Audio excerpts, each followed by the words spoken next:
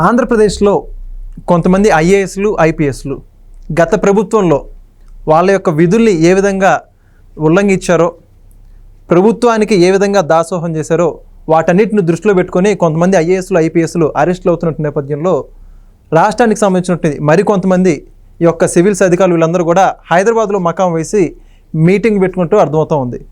అయితే మొత్తంగా ఈ యొక్క అంశానికి సంబంధించి మరిన్ని విషయాలు తెలుసుకుందాం. మనతో ఉన్నారు ప్రముఖ రాజకీయ విశ్లేషకులు రాయేష్ అప్సాని గారు.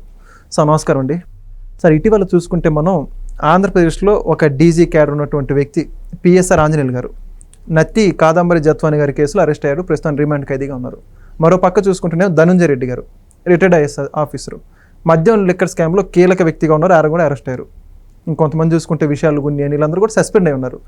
ఒక ఐఏఎస్ ఐపీఎస్ స్థాయి వ్యక్తులు ఈ విధంగా అరెస్ట్లు అవ్వడము, సస్పెండ్ అవ్వడం చూసుకుంటే మిగతా వ్యక్తులందరూ కూడా వాళ్ళందరూ కూడా హైదరాబాద్లో మకాం వేసి ఈ భవిష్యత్తు కార్యాచరణకు సంబంధించి ఈ అరెస్టులను దృష్టిలో పెట్టుకొని అనేక కార్యక్రమాలు రూపొందిస్తుంటే అర్థమవుతుంటారు. మొత్తంగా దీన్ని సంబంధించి ఏమర్థం చేసుకుంటారు మనం? అంటే సహజంగా ఒక కాకి గనక కష్టం వస్తే మిగిలిన కాకులన్నీ జరిగి కావుమని అరుస్తాయి. ఒక కోతి పిల్లకి గనక ఏదైనా ఇబ్బంది జరిగితే కోతుల గుంపు మొత్తం వచ్చి అక్కడ నిలబడతాయి. అంటే సహజంగా మనుషులు కూడా సంఘజీవులు. సంఘంలో ఎవరికైనా ఏదైనా కష్టం వస్తే మిగిలిన సంఘం అంతా వాళ్ళకి సంఘీభావంగా నిలబడటాన్ని తప్పుపట్టవసరలా. కానీ తప్పుడు నడత నడిచే వాళ్ళకి అండగా నిలవాలి అనుకుంటే, తప్పులు పదే పదే చేస్తున్న వాళ్ళని, తప్పులు చేయటమే ఒక ప్రక్రియగా మార్చుకున్న వాళ్ళని సమర్థించడం కోసం సంఘం కూడా ప్రయత్నం చేయదు. అలా ప్రయత్నం చేస్తుంది అని అంటే ఆ సంఘాన్ని కూడా అనుమానించాలి. ఆ సంఘస్థుల వ్యవహార శైలి కూడా అనుమానాస్పదంగానే చూడాలి. ఈ మధ్యకాలంలో గతంలో ఆల్ ఇండియా సర్వీస్ అధికారుల సంఘాల గురించి పెద్దగా చర్చనీయాంశం అయ్యేవి కాదు. కానీ ఈ మధ్యకాలంలో మనం చూస్తూ ఉన్నాం ఐఏఎస్ అధికారుల సంఘాలు, ఐపీఎస్ అధికారుల సంఘాలు. ఎస్, వాళ్ళ స్థాయిలో వాళ్ళు కూడా సంఘాలు పెట్టుకోవచ్చు. కానీ మరి ఆ సంఘాల నుంచి ఒక స్పందన వ్యక్తం అవుతుంది అనుకున్నప్పుడు, వాళ్ళ వైపు నుంచి ఆ సంఘంలో ఒక సభ్యుడికి ఏదైనా అసౌకర్యం కలిగింది అన్నప్పుడు, వాళ్ళు స్పందిస్తున్నారు అన్నప్పుడు 100కి 100 పాళ్ళు అదే విధమైన స్పందన అందరి విషయంలో కూడా వ్యక్తం కావాలి.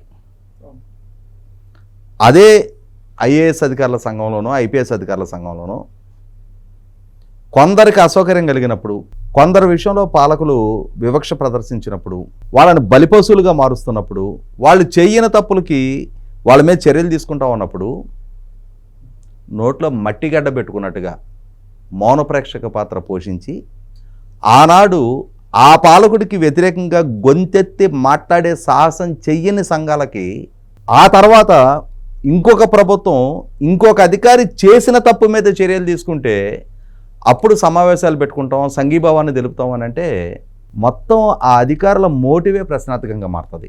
ఆ అధికారుల ఇంటెగ్రిటీ ప్రశ్నార్థకంగా మారుతుంది. వీళ్ళన ఇవాళ ప్రజలు కట్టిన పన్నుల నుంచి భరించుతుంది, పోషించుతుంది.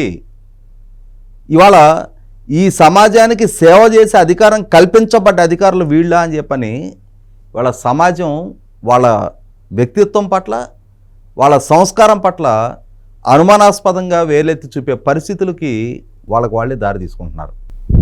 జగన్మోహన్ రెడ్డి గారు రాష్ట్రాన్ని పరిపాలించిన సందర్భంలో కూడా నాడు ఐఏఎస్ అధికారిగా ఉన్న ఎల్వి సుబ్రహ్మణ్యం గారి నిష్క్రమణ ఎంత అవమానకరంగా జరిగిందో, చీఫ్ సెక్రటరీ హోదాలో ఉన్న ఐఏఎస్ అధికారి పట్ల నాటి పాలకుడు ఎంత వివక్షాపూరితంగా వ్యవహరించాడు అనేది కళ్ళ ముందు కనిపిస్తుంది. మరి ఆ రోజు స్పందించలేదే. ఐపీఎస్ అధికారిగా ఉన్న ఏబి వెంకటేశ్వరరావు గారు చెయ్యని తప్పుకి ఆయన మీద నిందలు మోపి, కేసులు మోపి, సస్పెండ్ చేసి డీజీపీ హోదాలో ఉన్న అధికారిని 5 సంవత్సరాల పాటు ఒంటి మీద యూనిఫామ్ లేకుండా చేసినాడు. మరి ఐపీఎస్ అధికారుల సంఘాలు నోరెత్తి ప్రశ్నించలేదే. మరి ఆ రోజున మీ సంఘ సభ్యులకు అన్యాయం జరుగుతుంటే ప్రస్తావించడానికి, ప్రశ్నించడానికి లేవని గొంతులు ఇవాళ చంద్రబాబు నాయుడు గారి ప్రభుత్వం, నాటి పాలకుడు జగన్మోహన్ రెడ్డి గారికి తానా అంటే తందానా అంటూ, ఆయన ఒక తప్పు చేయమంటే వీళ్ళు 10 తప్పులు చేస్తూ, బిజినెస్ రూల్స్ని అతిక్రమించి రూల్ ఆఫ్ లాకి కట్టుబడకుండా పదే పదే తప్పులు చేస్తూ వెళ్ళిన అధికారుల మీద ఇవాళ చర్యలు తీసుకుంటే, చర్యలు తీసుకోవటాన్ని ప్రశ్నిస్తూ ఇదేంటి అధికారులని చర్యలకు బాధ్యులు చేయటం ఏంటి, పాలకులు చేసిన నిర్ణయాలకి అధికారులను ఎలా బలిపశువులు చేస్తారు అని చెప్పని. ఆ జ్ఞానం, ఆ విచక్షణ ఆ తప్పుల్లో భాగస్వాములు అయ్యేనాడు ఆ రోజుకు మనము ఈ తప్పుల్లో భాగస్వాములు అయితే రేపటి రోజున మనం అకౌంటబుల్ అవుతాం. ఇవాళ నోట్ ఫైల్స్ మీద మన సంతకాలు ఉంటున్నాయి, ఆదేశాలు ఇచ్చింది మన పేరిట, నిర్ణయాలు అమలు జరుగుతోంది మన పేరిట. రేపటి రోజున దీని మీద విచారణ జరిగితే ఆ రోజు మనం జవాబుదారు అవుతామని చెప్పనే కనీస మాత్రపు విచక్షణ ఆ రోజు తెలియలేదా? జగన్మోహన్ రెడ్డి గారు ఆదేశాలు ఇచ్చాడు, ఆయన ఇచ్చిన ఆదేశాలు ఓరల్గా ఇచ్చాడు, మీరు చేసిన పనులు రాతపూర్వకంగా చేశారు. పోనీ ఇప్పుడు మీరు కమిట్ అవ్వండి. పాలకుడిగా జగన్మోహన్ రెడ్డి గారు ఆదేశిస్తే ఆయన నిర్ణయం మేరకు మేము ఈ తప్పులు చేసామని చెప్పని మీరు కన్ఫెస్ అవ్వండి. అవి కన్ఫెస్ అవ్వరు. మళ్ళీ ఇక్కడ నేరం చేసిన వాడు ఎంత పెద్ద తప్పో, నేరం చేసిన వాడిది ఎంత పెద్ద తప్పో, నేరం చేయించిన వాడిది కూడా అంతే పెద్ద తప్పు. కానీ నేరం చేయించిన వాడి పట్ల స్వామి భక్తి ప్రదర్శిస్తూ ఉన్నారు, నేరం చేయించిన వాడిని కాపాడే ప్రయత్నం చేస్తూ ఉన్నారు. అదే సందర్భంలో మా మీద విచారణ జరగకూడదు అని చెప్పని కోరుకుంటా ఉన్నారు. తప్పు చేసినప్పుడు మీరు అధికారులుగా మీరు ఒక స్థానంలో ఉన్నప్పుడు మీ దిగువ స్థాయి సిబ్బంది ఏదైనా తప్పు చేస్తే వాళ్ళ మీద చర్యలు మీరు తీసుకోలేదా? అంటే వారి మీద చర్యలు తీసుకునే అధికారం మాత్రం మీకు దఖలపడిందా? మీరు మాత్రం చర్యలకు అతీతులా? చట్టానికి రాజ్యాంగానికి అతీతమైన ఇమ్యూనిటీ మీకు ఎక్కడి నుంచి దక్కింది? అంటే మీరు ఆల్ ఇండియా సర్వీస్ అధికారులు కాబట్టి అడిషనల్ ప్రివిలేజెస్ మీకు ఏమైనా ఉన్నాయా? రాజ్యాంగం విధమైన వెసులుబాటు మీకు ఏమైనా కల్పించిందా? ఎంత స్థాయి అధికారికి అంతటి స్థాయి బాధ్యతలు ఉన్నాయి. ఒక గ్రూప్ 4 ఎంప్లాయీ, ఒక అటెండర్ స్థాయి అధికారి, ఒక ప్యూన్ స్థాయి ఉద్యోగి, అతని స్థాయిలో ఒక 10 రూపాయలు లంచం తీసుకుంటే అతను చర్యలకు బాధ్యుడవుతా ఉన్నప్పుడు కోట్ల రూపాయల అవినీతిలో భాగస్వాములయ్యి, పాలకుడి రాజకీయ ఎజెండాలో భాగస్వాములయ్యి, తప్పుల మీద తప్పులు చేసుకుంటూ వెళ్ళి పాలకుడి కళ్ళల్లో ఆనందం చూడటం కోసం అతని రాజకీయ ఎజెండాలో భాగస్వాములు కావడానికి మీరు పదే పదే తప్పులు చేసుకుంటూ వెళ్ళి మీరు వ్యవస్థల ఉల్లంఘనకు పాల్పడి ఇవాళ రెడ్ హ్యాండెడ్గా సాక్ష్యాధారాలతోటి మీరు చేసిన తప్పులు నిర్ధారణ అవుతూ ఉన్నప్పుడు, విచారణలో మీ తప్పులు రుజువు అవుతూ ఉన్నప్పుడు, స్పష్టమైన సాక్ష్యాధారాలు కళ్ళ ముందు కనిపిస్తూ ఉన్నప్పుడు మీ మీద చర్యలు తీసుకుంటే మీరు సంఘాలుగా సమావేశాలు పెడతారా? మీకు వ్యతిరేకంగా ప్రజలు సమావేశాలు పెట్టే పరిస్థితులు తెచ్చుకోకండి. సమాజం మిమ్మల్ని సోషల్ బాయ్కాట్ చేసే పరిస్థితులు తెచ్చుకోకండి. ఎందుకంటే ఎండ్ ఆఫ్ ది డే మీరు ఆ సమాజానికి లైబుల్. వాళ్ళు కట్టిన పన్నుల నుంచి మీ జీతభత్యాలు, మీ సిబ్బంది, మీ ఇంటి సౌకర్యాలు, మీ వాహన సౌకర్యాలు, ఆఖరికి మీరు వాడే ఫోనులతో సహా ప్రజలు కట్టిన పన్నుల నుంచి మీకు వెసులుబాటు అవుతూ ఉంది. ఇవాళ ఆ ప్రజల అభీష్టానికి భిన్నంగా ప్రజల సేవకు కాకుండా సమాజం ఎత్తిన నాట్యం చేసే వ్యవహారశైలి మీరు కనపరుస్తూ ఉన్నప్పుడు మీ మీద చర్యలు తీసుకుంటేనే ప్రభుత్వాన్ని బ్లాక్మెయిల్ చేస్తామనే విధంగా మీరు వాళ్ళ యూనియన్ల మాటన ప్రభుత్వానికి వ్యతిరేకంగా ఓడిపోయిన నాయకుడికి అనుకూలంగా ప్రభుత్వానికి సహాయ నిరాకరణ చేయాలి అని చెప్పనే ఎజెండాతోటి ప్రభుత్వంలో ఉన్న కీలక సమాచారాన్ని ఓడిపోయిన నాయకుడికి చేరవేసే లక్ష్యంతో మీరు గనక దురుద్దేశపూరిత, కుట్రపూరిత, కుయుక్తులతో కూడిన వ్యవహారశైలి మీరు కనపరుస్తూ ఉన్నప్పుడు ప్రభుత్వం కూడా మరింత కఠినంగా వ్యవహరించాలి. ఒక్క అధికారి తప్పు చేశాడు అన్నప్పుడు ఆ అధికారికి మద్దతుగా మాట్లాడటానికి గొంతెత్తే ప్రయత్నం చేస్తున్న నేపథ్యంలో ఎందరెందరైతే తప్పులు చేశారో అందరి మీద చర్యలు తీసుకోవాల్సిందే.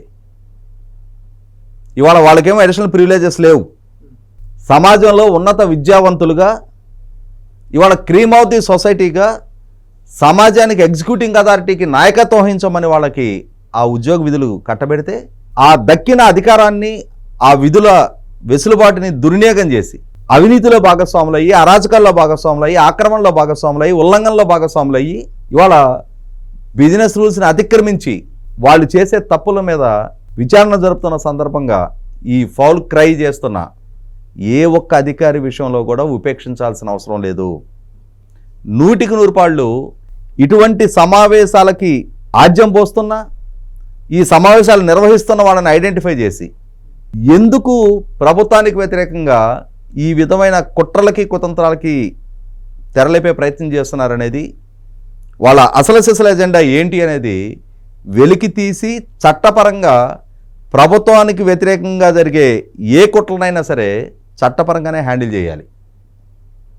100% ఏ స్థాయి అధికారైనా సరే తప్పు చేశాడు అన్నప్పుడు చట్టం ముందు అందరూ సమానమేనని చెప్పని రుజువు చేయాల్సిన బాధ్యత కూడా ప్రభుత్వానిదే.